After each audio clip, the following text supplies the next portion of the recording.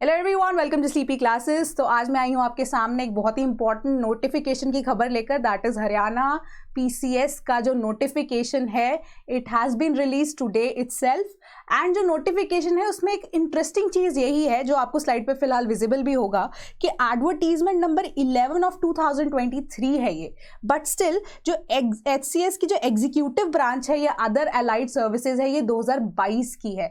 यानी कि रिक्रूटमेंट यहाँ पे 2022 की ही होने वाली है, बट नोटिफिकेशन 2023 में आई है। यानी कि लास्ट ईयर जो आ जानी चाहिए थी नोटिफिकेशन अराउंड कब, वी कैन से सितंबर के अराउंड, बट वो नहीं आई, थोड़ा सा डिले हुआ है एंड फाइनली अब नोटिफिकेशन इज आउट। तो अब आगे देख लेते हैं क्या है प्रोसीजर। कि डेट ऑफ एप्लीकेशन तो आज हो ही गई है, तो आपकी जो ऑनलाइन फॉर्म फिलिंग या फॉर्म सबमिशन की जो तारीख है वो 16 तारीख से शुरू हो जाएगी and it will and on 12th of March. यानी कि अराउंड 1 महीने का टाइम है आपके पास फॉर्म फिल करने के लिए। ठीक है, तो अब हम देख लेते हैं कि नंबर ऑफ वैकेंसीज कितनी है। तो जो लास्ट ईयर नोटिफिकेशन निकली थी, बट कोई उसके बाद ये चीज़ प्रोसीजर जो है कैरी आउट नहीं किया गया था, उसके अकॉर्डिंग भी हमें 95 पोस्ट जो हैं वो विजिबल थी, राइट। तो सिमिलरली यहाँ पे नंबर ऑफ पोस्ट को इंक्रीज ना करते हुए अभी भी 95 पोस्ट के लिए ही रिक्रूटमेंट करेगा हरियाणा सिविल सर्विसेज का commission, right. So number of post is 95 total मिलाकर, जिसमें से जनरल यू कैन से कि 51 इज फॉर जनरल, एंड इसके बाद आप अदर कैटेगरीज को सिलेक्ट कर सकते हैं या देख सकते हैं। उसी के बेसिस पे ये सारी की सारी टोटल ऑफ 95 पोस्ट हैं जो कि कमीशन ने रिलीज की है for the exam for the selection of 2022 batch या कार्टर, राइट। तो हाउ टू अप्लाई, सबसे बड़ी चीज कि सिर्फ और सिर्फ ऑनलाइन मोड से ही आप अप्लाई कर सकते हैं फॉर दिस एग्जाम। तो ऑफलाइन मोड से कोई भी एप्लीकेशन जो है कमीशन वो एक्सेप्ट नहीं करने वाला है। तो इसी के लिए जो नोटिफिकेशन है, या आपको कोई भी डिटेल लेनी है या कोई भी फॉर्म सबमिशन करना है, उसके लिए आपको कहाँ विजिट करना है, दैट इज hpsc.gov.in पर जाकर आपको सारी इंफॉर्मेशन अवेलेबल होगी। वहाँ पर जाकर आप अपना फॉर्म भर सकते हैं जब भी ये जो डेट है of registration it opens, right. After that अब हम डिस्कस कर लेते हैं कुछ इंपॉर्टेंट डेट्स जो कि अभी अगेन नोटिफिकेशन में रिलीज हुई हैं। तो अब मार्च तक आपका, या 12 मार्च तक हमने देखा ना कि आपका जो फॉर्म है वो सबमिट हो सकता है। आफ्टर दैट आपका प्री का एग्जाम आप एक्सपेक्ट कर सकते हैं कि 23 मई यानी कि मई 2023 के अराउंड होगा। आफ्टर दैट मेंस है आपका जुलाई अगस्त के आसपास, एंड वाइवा की डेट यानी कि पर्सनालिटी टेस्ट या आपका जो इंटरव्यू है उसकी डेट जो है later on as per the schedule announce कर दिया जाएगा by the commission itself, right. तो जो एग्जैक्ट डेट्स है वो commission time to time through notices आपको अपडेट करता रहेगा। तो इन केस अगर आप एग्जाम की तैयारी कर रहे हैं, keep a tab on the website as well, right. तो इसके अलावा अब हम पैटर्न डिस्कस करते हैं जब एग्जाम का, राइट। तो 3 जो स्टेजेस हैं वो होती ही होती है, राइट। तो जिसमें पहली स्टेज है हमारी प्रीलिम्स का exam, then we have the mains exam, ठीक है। After that we have the viva, जिसको हम पर्सनालिटी टेस्ट या इंटरव्यू भी कहते हैं, राइट। तो प्रीलिम्स को जब हम डिस्कस करते हैं तो उसके अंदर भी एज ऑलवेज 2 एग्जाम्स आएंगे आपके यहाँ पे, जिसमें CSAT इंक्लूड होगा, ठीक है। एंड साथ ही साथ क्या होगा, जनरल स्टडीज, राइट। तो 200 मार्क्स के ये 2 पेपर होंगे, राइट। 100 नंबर के दोनों पेपर, टोटल 200 मार्क्स, राइट। जिसमें से जो आपको ये एप्टीट्यूड टेस्ट होगा ये सिर्फ और सिर्फ क्या होगा, क्वालिफाइंग एग्जाम होगा। यानी कि यहाँ पे आपको सिर्फ और सिर्फ 33% मार्क्स या 100 में से 33 नंबर लेने हैं। एंड इसके अलावा GS के बेसिस पे आपकी मेरिट लिस्ट बनेगी। And as per the notification जो नंबर ऑफ पोस्ट निकली हैं दैट इज 95, उसके 12 टाइम्स, अब उसको 12 से मल्टीप्लाई कर लीजिए तो अराउंड 1140 का जो फिगर आता है आपको उन बच्चों में, यानी कि जितनी भी एप्लीकेशंस आई हैं आउट ऑफ दोज आपको टॉप 1140 स्टूडेंट्स में आना है, स्टैंड करना है, तभी आप क्लियर कर पाएंगे अपना प्रीलिम्स का एग्जाम, राइट। एंड साथ ही साथ जो पेपर है वो उसमें आपकी नेगेटिव मार्किंग होगी, that will B for every wrong answer that will B negative marking of 0.25 marks, right. So after that अगर हम मेंस की बात करते हैं, मेंस में 4 पेपर होंगे, जिसमें एक इंग्लिश का पेपर है, एक हिंदी का पेपर है, आफ्टर दैट आपका GS का एक पेपर होगा एंड एक ऑप्शनल सब्जेक्ट का आपका पेपर होगा, ठीक है। टोटल 600 मार्क्स का होगा। तो प्रीलिम्स का जो पेपर है that will be only for qualifying for the mains, तो वो कैरी फॉरवर्ड नहीं होंगे मार्क्स, राइट।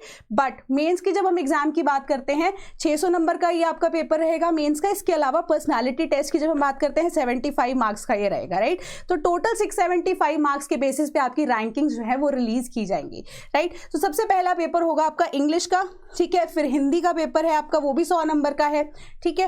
एंड इसके बाद जब हम जीएस की बात करते हैं 200 मार्क्स का पेपर है। प्रीलिम्स का पेपर ऑब्जेक्टिव टाइप था, बट यहाँ पे आपको लिखित यानी कि यू कैन से कि राइट करना है, ये इन द सेंस कि आप कह सकते हैं कि आपको रिटन पेपर देना है, या पैराग्राफ्स या एसेज जो है क्वेश्चंस के अकॉर्डिंग लॉन्ग क्वेश्चंस आपसे पूछे जाएंगे, वो आपको आंसर करने हैं। आफ्टर दैट एक ऑप्शनल सब्जेक्ट होगा। तो as per the notification 29 optional subjects आपको दिए गए हैं हरियाणा सिविल सर्विसेज के कमीशन के थ्रू, जिसमें से आपको सिर्फ और सिर्फ एक ऑप्शनल सब्जेक्ट की तैयारी करनी है। 200 मार्क्स का ये पेपर होगा। And as I tell you कि जो 95 जो पोस्ट थी, राइट, लास्ट में जब हम प्री की डिस्कशन कर रहे थे तो 12 टाइम्स जो होना चाहिए, राइट। सो आफ्टर दैट जब आप मेंस क्लैरिफाई करते हैं या जो मेंस को क्लियर करते हैं, after that what will happen कि एक मिनिमम एलिजिबिलिटी जो है यहाँ पर वो भी सेट कर दी गई है।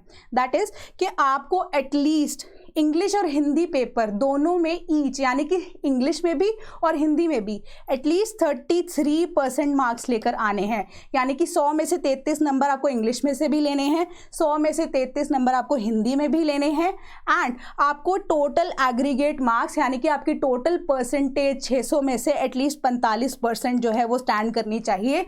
तभी आप ये चीज़ सोच सकते हैं कि आप वाइवा के लिए या पर्सनैलिटी टेस्ट के लिए अपेयर होंगे, राइट। सो अब पर्सनैलिटी टेस्ट को जब हम देख लेते हैं, ठीक है, 75 मार्क्स का ये पेपर, राइट, या आप कह सकते हो वाइवा, सॉरी, ठीक है। तो 75 मार्क्स के लिए तो अब 95 पोस्ट हैं, राइट। 95 पोस्ट को अगर आप लगा लीजिए, for every post there will be 3 candidates.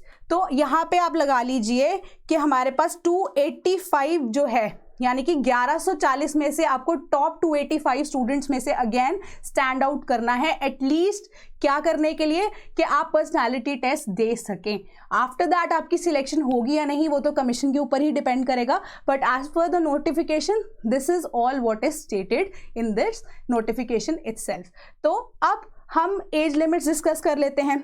एक इम्पॉर्टेंट चीज़ हरियाणा का जो जब हम सिविल सर्विसेज के कमीशन की बात करते हैं, जो एज लिमिट है वो उसके बेसिस पे चलता है, नंबर ऑफ अटेम्प्ट्स के बेसिस पे यहाँ पे नहीं है। यानी कि कोई बार नहीं है यहाँ पे कि कितने नंबर ऑफ अटेम्प्ट्स आप दे सकते हैं, नहीं, सिर्फ एज लिमिट्स हैं, राइट। तो बेसिक जो एज लिमिट यहाँ पे मैं डिस्कस कर रही हूँ आपके साथ कि except for the post of DSP जो कैंडिडेट है वो 18 साल से कम का नहीं होना चाहिए और 42 ईयर्स से ज़्यादा नहीं होना चाहिए as on or before 1 January 2023। इसके अलावा डीएसपी के लिए, डीएसपी की पोस्ट के लिए 18 साल से कम की एज नहीं होनी चाहिए and not more than 27 years of age on or before और 1 जनवरी 2023। इसके अलावा there are around 12 to 13 more of the columns in the notification, जिस पे आप जाकर देख सकते हैं कि एज लिमिट जो है वो एक्सक्यूज की गई है फॉर लाइक कईयों को 3 साल, कुछ 5 साल, you can very well understand. But ये बेसिक जो चीज़ें हैं, ये बेसिक एज लिमिट जो है मैं आपके साथ डिस्कस कर रही हूँ, राइट। सो इसके बाद हम चीज़ डिस्कस करते हैं सक्सेस स्टोरी, राइट। कि हम जनरली, आपने शेखर सर के लेक्चर भी सुने होंगे, वो यही चीज़ कहते हैं कि लाइफ में हर्डल जब तक नहीं आते आप एनालिटिकली सोच ही नहीं सकते। तो आपको अगेन यही एक success story, that is a sleepy student, that is Neelam. HCS के 2021 का जब रिजल्ट वाज आउट तो उस टाइम पे she scored the first rank for the executive branch, right.